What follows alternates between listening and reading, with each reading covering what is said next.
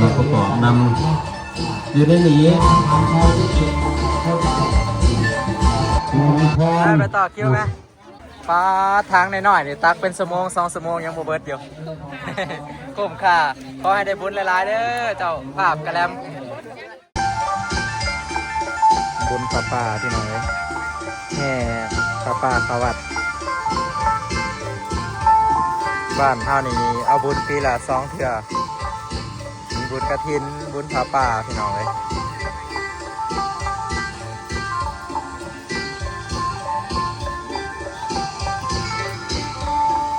เอาบุญนำกันเด้อพี่น้องบุญป่าอยู่วัดบ้านนาอุดมไซ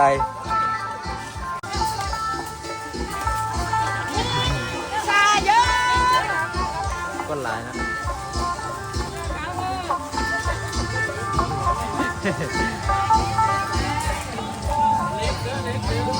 ที่นี่ป่ามาจากฝั่งไทยน้ำพี่น้องเลยคนละครึ่งพี่น้องบ้านเท่านี้มาจากฝั่งไทยน้ำเป็นนั่นเป็นนั่นพี่น้องเพิ่นอยู่ในบ้านนี่นะพี่น้อง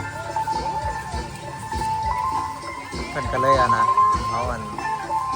ป่ามาเอาบนป่านำกันพี่น้องหาขึ้นสั่งศาลาล้างนี่พี่น้องนี่ศาลาล้างทั้งเครื่องนี่กำลังอันสิมุงล้างทาพี่น้อง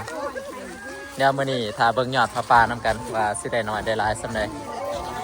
หลังจากแล้วงานหน่อยผู้หน่อยผู้ใหญ่ปากกันแห่นำกันเอาบุญนำกันพี่น้องเลย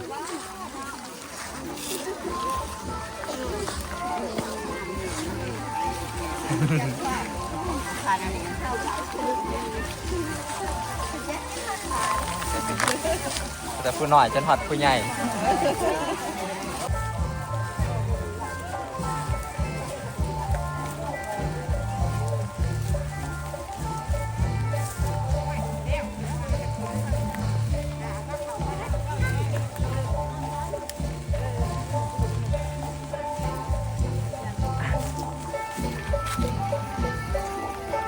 ศาลาล้างใหญ่พี่น้องก็เลยต้องได้ใส่งบประมาณหลาย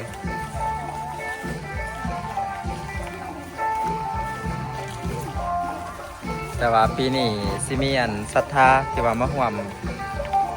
บุญพระป่าหลายกว่าทุกๆปีพี่น้องเพราะว่า เพราะว่าเพิ่นนั้นย้ายซองพระป่าไปหลายบ่อนพี่น้องฝั่งไทยก็ครึ่งหนึ่งฝั่งลาวเขาก็ครึ่งหนึ่งที่ว่ามาร่วมทำบุญพัฒนาบ้านเมืองสร้างสาวัดว่าอารามบ้านเฮาเอ้ามาหลังก็มีปิดถ่ายหมู่ไปสิประทานบุญน้ำกระเจ้าแห่3 หอบพี่น้องแล้วก็เขาวัดกระเบื้องเพิ่นซื้อมาไว้เรียบร้อยแล้วพี่น้องแต่ว่ายังเหลือแต่มุงยังบ่ทันได้มุงคาดว่าแล้วงานนี่ก็เพิ่นก็คือสิเริ่มมุงเลยพี่น้อง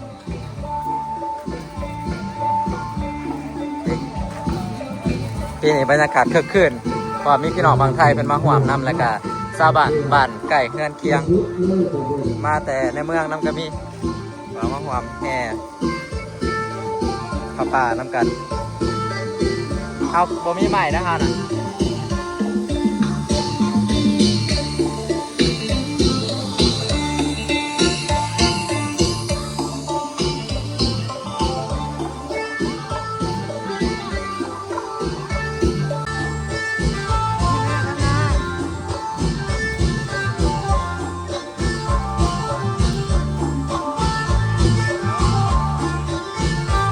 ประสงค์กับเพื่อนจะได้พูดนะครับพี่น้องเนาะ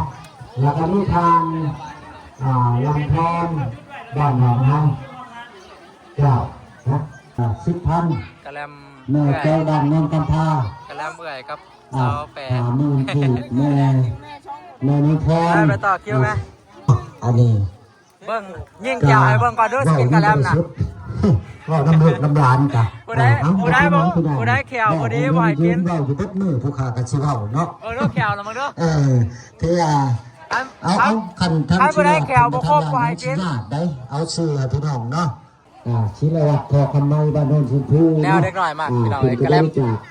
เป็นเจ้าภาพ สแปรกับเอื้อยเป็นผู้ 20,000 กีบ เฮ็ดโครงทานกะแลม ขอบคุณใจเด้อนายสอง เด็กน้อยผม พากันนำพาโชคหามาได้ ขายเบิดละบ่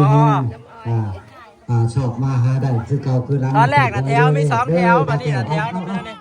จะเข้า แถวมนบัดนี้นะแต่ว่ามันมีหลายโรงทานอยู่พี่น้องเอ้ยอันนี้ก็คือแบบกะแลมแต่ว่าอยู่นี่บ่ฮู้ว่าเพิ่นนั่นเฮ็ดหยังอ๋อน้ำกะเพอยู่นี่น้ำกะเพกะเพหรือโอวัลตินกะเพเนาะ กับซานมเนี่ย กะเพกับซานม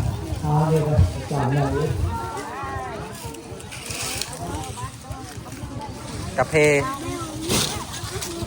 บ้านเฮาเองพี่น้องเองทานบ้านเฮาเอง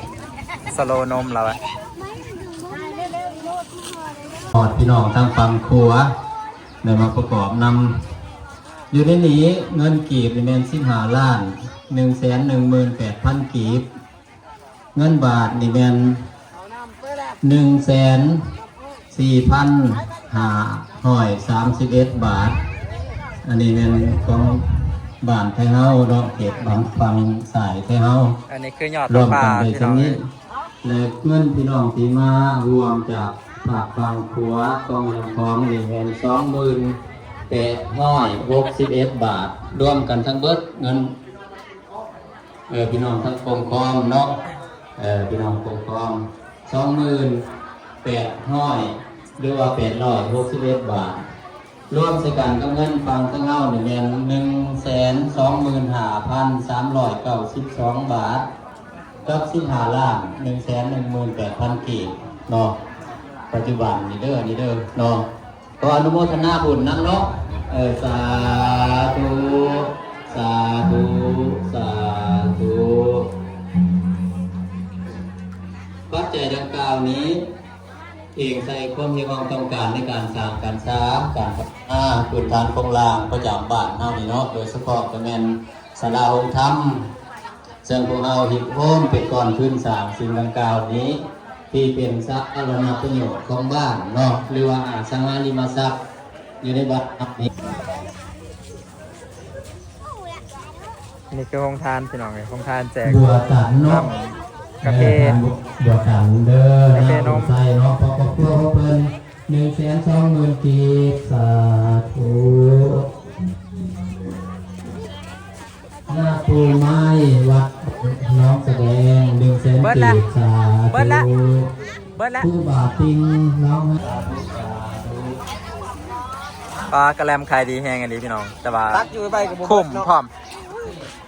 ปลาทางน้อยๆนี่ตักเป็นชั่วโมง2 ชั่วโมงยังบ่เบิดอยู่ คุ้มค่าขอให้ได้บุญหลายๆเด้อเจ้าภาพกระแลม เอาดองเต่า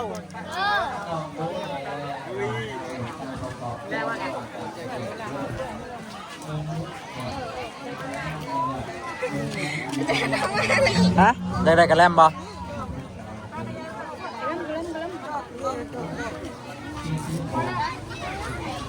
จ่อคุณพ่ออยู่ ก็เพื่อเราจะบอกว่าเพื่อ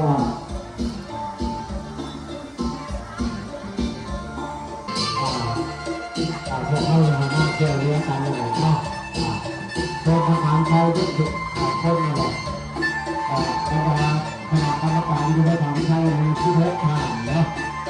และหลายทานที่จะได้ถ่ายงานกับเพื่อนเพื่อน หลังจากขึ้นมาตะวัดพี่น้องเฮ็ดอาหารขับแขกที่ว่าเพิ่นมาห่วมเป็นศรัทธาสั่งศาลาบ้านเฮาเพิ่นมากินข้าวอยู่นั่นผู้ใหญ่บ้านเกี่ยวย าซอยกันนะ ว่าที่ช่วยแข็งจะงามงาม ซิมเลยก็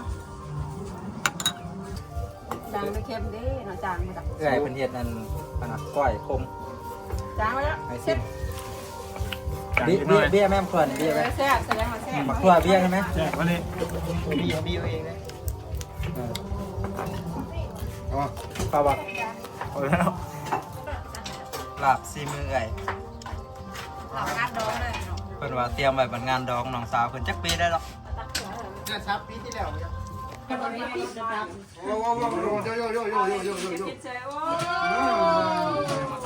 แม่ แสบใจปากแบบคล้ายๆเลย ป้าไปเฮ็ดกินแซ่บ ผู้เต็มบ่วงเลย เด้อกินข้าวเด้อพี่น้องกินข้าวเที่ยงน้ำกัน ตอนนี้ก็คือแบบเป็นเวลาแบบรวม จุ่มพัก รวมปลาเขาแล้ว อาหารกับไปตักตำมะฮุ่งไปตักลาบก้อยไปตักดาดพี่น้องมีเกือบครบทุกอย่างติ๊บเขามีหอนมักเล่นผูกมักเล่นใส่ติ๊บเขา ผมขับเองจ้ะ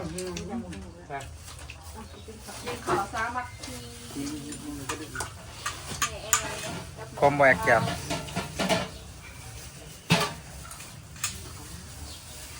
แม่ไม่ยังจำ